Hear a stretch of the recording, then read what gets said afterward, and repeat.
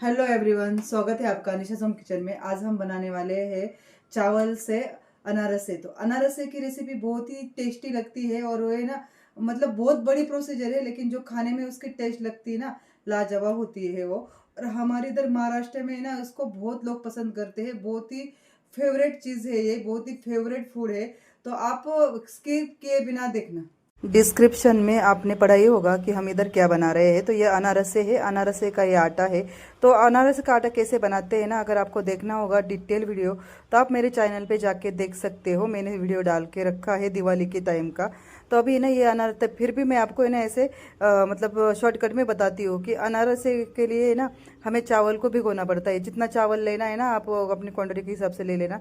अच्छे से 3 दिन तक भिगो के रखना, और चौथे दिन है ना आप उसको निकाल के और है ना अच्छे से इसको सुखाना। ज़्यादा भी नहीं सुखानी है उसको, सुखा के इसको है ना चक्की से पीस के लाना। उसके बाद है ना उसमें गुड़ मिक्स करना। हम गुड़ या शक्कर मिक्स करते, लेकिन मैंने इसमें ना गुड़ मिक्स किया है। तो अच्छे से गुड़ मिक्स करना है उसमें, और ऐसे मसलना है अच्छे से, और उसको है ना ऐसे एक छन्नी से छान के फिर रख देना है। तो 2-3 दिन में ना ये अच्छे से हो जाते हैं, और फिर इसके हम अनारसे बना सकते हैं। तो देखो हमने ना इसमें ना ऐसे पानी डाल के, कोई इसमें केला भी डालता है, कोई इसमें दूध भी डालता है। तो उससे ना थोड़ी सी दूध से थोड़ी स्मेल आती है। तो इसलिए हमने ना इसमें दूध नहीं डाला है, पानी डाल के बना रहे हैं। तो ये खराब भी नहीं होता है, ज़्यादा देर दिन तक भी रहे ना, मतलब है ना इसमें रहते हैं 15-20 दिन भी रहे ना, तो ये ख़राब नहीं होते अगर पानी से बनाओ तो। लेकिन केले से बनाओ कि नहीं तो दूध से बनाओ, तो इसमें है ना फिर ऐसा अजीब सी इसमें खुशबू आने लगती है। तो इसके लिए हमने इसमें ना पानी डाल के इसको, इस आटे को अच्छे से लगा दिया है। तो इसका आटा है ना ऐसा सॉफ्ट नहीं चाहिए, ऐसा मतलब हार्ड चाहिए उसका आटा। तो ऐसा कड़क चाहिए। तो क्या होता है, उसको पानी छोड़ता रहना है ना चावल, और गुड़ है इसमें, तो गुड़ को तो पानी लग गया ना, तो उसमें ना पानी छोड़ता रहता है, ये पतला होता रहता है। तो इसलिए ना जितने हमें अनारस से बनाने ना उतना हमको करके, और बाकी का जो आटा होता है ना वो हम फ्रिज में रख सकते हैं। तो बहुत अच्छे से वो सेट हो जाता है। तो देखो हमने ऐसे अच्छे से इस आटे को कर लिया था अच्छे से, मतलब इसको है ना ऐसे मसल के, और इसका एक गोला बना लिया था। तो देखो आप देख सकते हो कि ये ज़्यादा ऐसा पतला भी नहीं है, और ज़्यादा ऐसा कड़क भी नहीं है। तो ऐसा आटा हमें लगाना है। तो हाथ से हम अगर इसको ऐसे बनाए ना, तो आसानी से आ सके। तो ये ना मेरी देवरानी है, देवरानी की मम्मी है, वो आटा लगा रही थी और मैं वीडियो निकाल रही थी। तो देखो इन्होंने अच्छे से इस आटे को मसल लिया है। फिर से दोबारा कर रही है, क्योंकि ना इसको मेहनत बहुत ज़्यादा होती है, तभी तो इसका स्वाद बहुत अच्छा लगता है। हमारे इधर महाराष्ट्र में है ना बहुत लोगों की फेवरेट डिश है, बहुत लोग खाते हैं। और हमारे इधर ना बहुत फेस्टिवल में इसको बनाया जाता है। तो चाहिए ही चाहिए होता है, जैसा कि ना हमारे यहाँ तेरहवा होता है ना, जब कोई गुजर जाता है तो उसमें भी चाहिए होता है हमें। दिवाली के उस टाइम तो चाहिए ही होता है, लेकिन उस टाइम भी चाहिए होता है, और किसी की बरसी हो ना तो तभी भी चाहिए होते हैं। तो मेरे देवर की बरसी थी, इसलिए हम इधर बना रहे थे। तो देखो हमने ये प्लेट अच्छे से ना इसमें लेके रखा था वो आटा। तो फिर से हमने इस परात में ले लिया था, फिर से इसको अच्छे से मसलेंगे। अब बनाने की बारी आ गई ना, बनाने का टाइम आ गया है। तो हमने ना इसको अच्छे से इसको सेट करके रखा था, और फिर बाद में फिर से मसल के हमें इसको अभी लोई तोड़ के बनाने हैं। तो मैं आपको दिखाती हूँ, आप ध्यान से देखना। अगर आपको ये बनाना नहीं आता है तो मेरे ना और भी बहुत सारे वीडियो, लेकिन मैंने मराठी में डाले हुए, ये हिंदी में डाल रही हूँ मैं। आपको आटे का अगर चाहिए तो आप उधर जाके देख सकते हो, और आप ऐसा ये बना सकते हो। तो बहुत ही टेस्टी होता है ये। तो हमने ना ये अच्छे से आटा लगाया था, थोड़ा सा तेल का हाथ भी लगाया था हाथ में, ताकि ये चिकना हो जाए अच्छे से और हाथ में चिपके ना, क्योंकि ये गुड़ का होता है ना। तो थोड़ा बहुत ऐसे अगर बनाने जाओ तो ऐसे चिपकता है थोड़ा बहुत। तो हमने ना एक प्लेट ले ली थी, प्लेट में ना हमने तिल डाले थे। तो आप ना इसमें खसखस भी डाल सकते हो। तो हम ज़्यादातर खसखस ही डालते हैं।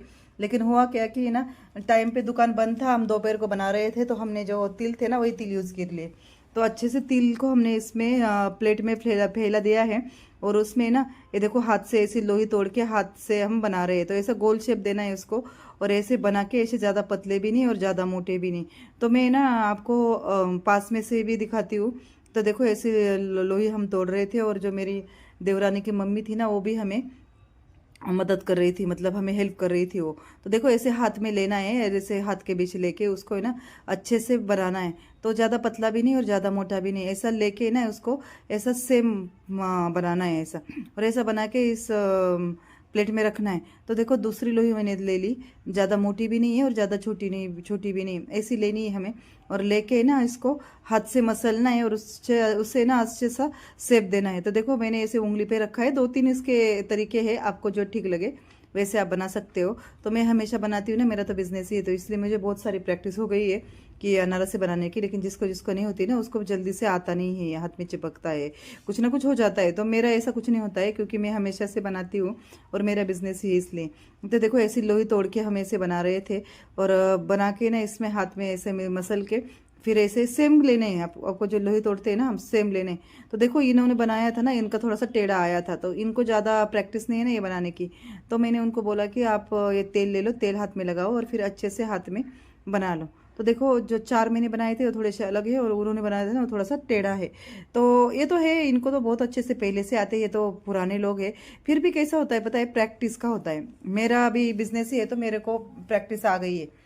तो सीखे तो हम इनसे ही, लेकिन अब कैसा होता है, इनके खेती के काम रहते हैं बहुत सारे, तो ये भूल जाते हैं।